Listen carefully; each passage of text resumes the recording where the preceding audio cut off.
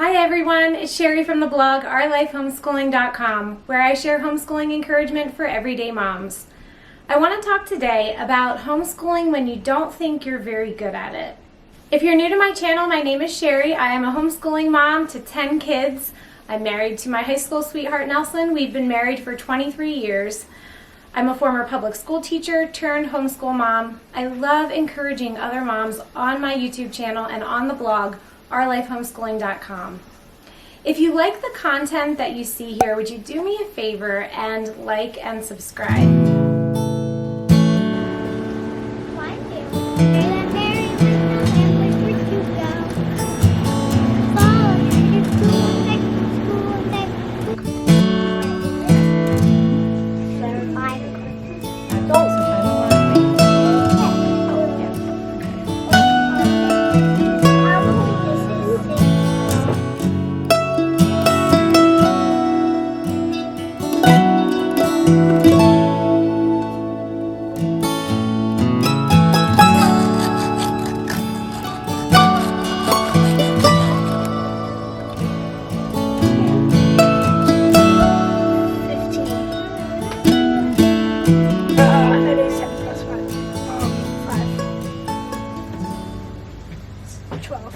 Do you fear that you're not very good at homeschooling?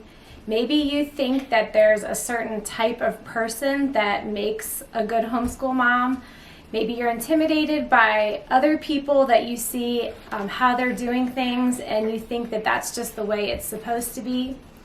Homeschooling has a lot of variety, and it looks different in every family. There's not one way that it's supposed to work or one way it's supposed to look.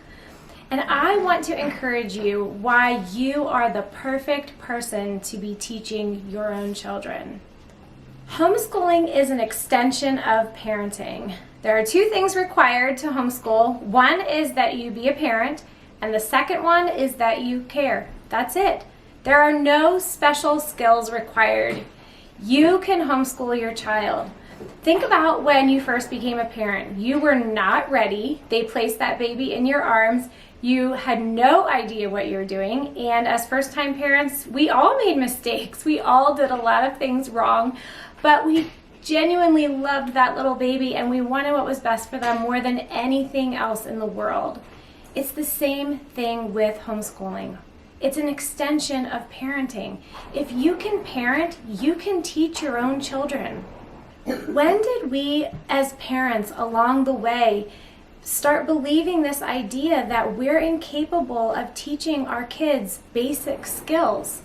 You've already taught your children a host of other things: how to sleep through the night, how to eat with a fork, how to use the bathroom. You've taught them so many things along the way, and once they hit kindergarten and they are ready to start reading and writing, math, they're starting to understand about the world around them, this is just the next step.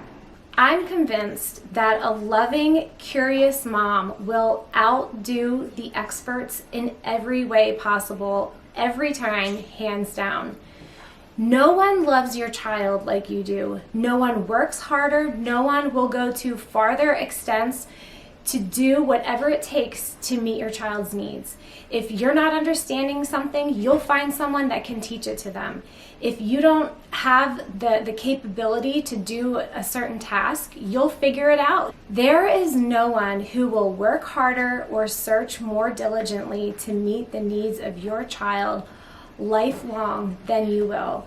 So a curious and loving mom is the perfect person to teach her kids. If you're one of those parents that feels like you're just not cut out for homeschooling, you will learn and get better as you go. The hardest part of homeschooling is really homeschooling with your first child, because everything is new. And I know for me, homeschooling was an education. I learned so much more about history, about math, about everything, really. And with our first child, that was when it was really the hardest, because everything was brand new. I was learning the curriculum. I was learning his style, my style, what kind of a person I am, and how this works in our family. Everything was brand new. And so as he would come to new concepts, for example, in math, and I couldn't remember how I had done this in school, it was intimidating. I often had to look up how to do it. I had to go on YouTube or, read through a textbook and figure it out. And we hit some points along the way where I was intimidated and I wasn't sure how we were going to be able to keep going because some things were getting harder. But we got through it and we crossed that bridge, we figured it out, and we kept moving on. So then when it came to our second child and our third child, it just got a lot easier.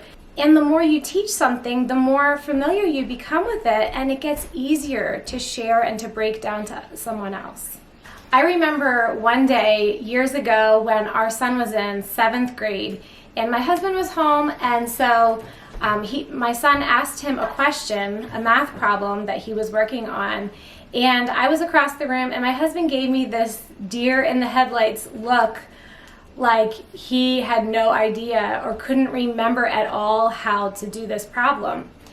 And it wasn't that my husband isn't good at math or that I'm really good at math. It was just that I am used to doing math with the kids every day, and I've covered this concept several times. It was fresh in my mind, and so it was easy for me to go over there and just explain it. And it's the same way with anyone who does something and works at something every day. You get better at it as you go. As homeschool moms, I think we need to change our thinking about the homeschool day. Over the years, I have run into so many moms who have said to me either they don't think they're doing enough or they're afraid that their child is behind. There is no behind or ahead with children. There's only progress, moving forward. As long as you are making chunks of progress, you're moving forward every single day, then you are exactly where you need to be. As parents, we know when our child isn't doing their very best. And so, of course, we always want them to give it their best shot. We want them to really work hard and push themselves.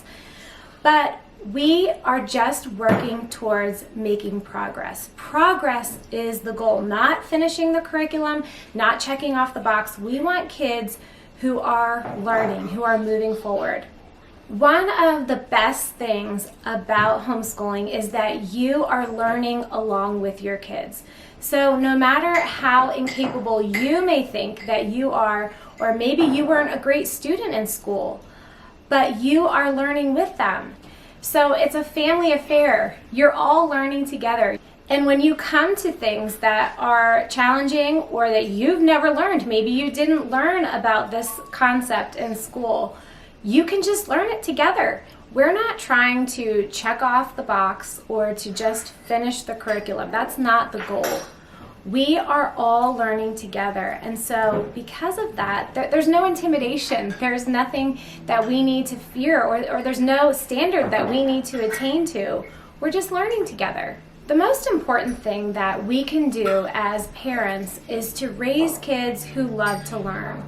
So when you think that maybe you're not very good at homeschooling, make this your overarching theme. Make this your goal, is to raise a child that loves to learn. Has this ever happened to you? You're maybe beside your kids at a basketball game. Some other parents are there and you overhear them talking about what their kids are learning in school right now. Or maybe you get a peek at someone else's schoolwork and you know that their child is in the same grade as your child, and you immediately have this panicky feeling that you haven't covered that, or this looks a lot harder than what you're doing. This is so easy for this to happen. And when this happens, I know how this is because I've done this myself. You immediately think that you're just not doing a very good job. But there's a big difference between being able to answer all the questions on a worksheet or to finish a chapter. There's a difference between that and between raising someone who is curious and loves to learn. When someone loves to learn, it doesn't matter what position you put them in, they're always going to be learning more. So it's not how much is covered, it's not where you are in the curriculum and if your child is ahead or behind. It's, do they love to learn? Are they curious? Are they always wanting to do more? Do they enjoy life? Make your goal raising kids who love to learn, and they'll be ahead in every way possible. Lastly, I want to say that you've got this. I want to share with you a story that I think perfectly illustrates this. Our 2-year-old is just learning to swim. It's summer. We love being in the pool. It's been really hot. And she still wears a puddle jumper, so she's trying to learn to swim around the pool in her puddle jumper. And so she's kind of making her way off the steps, and she has a good fear of water. She is afraid. She knows that she can go under, and she doesn't like that.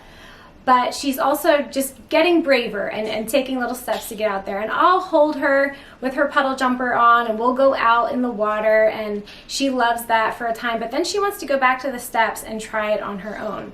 And of course, when I'm helping her, I'm always whispering to her, "You've got this. You can do this. It's okay." Well, recently, I've been watching her when she's on her own on the steps, trying to go down one at a time to go out into the water by herself. And I've been hearing her give herself this little pep talk and say, "It's okay, you've got this. It's okay, you've got this." And it is adorable. It melts my heart to hear her talk to herself like this. Moms, I think that we need to do the same thing. If God has called you to homeschool, you are perfectly equipped to do the job. You've got this. He made you the parent of your child. He didn't pick anyone else. You are the exact person that He wanted to raise that child, and you can homeschool your child. Thanks for watching today. I hope this encouraged you. Have a great week.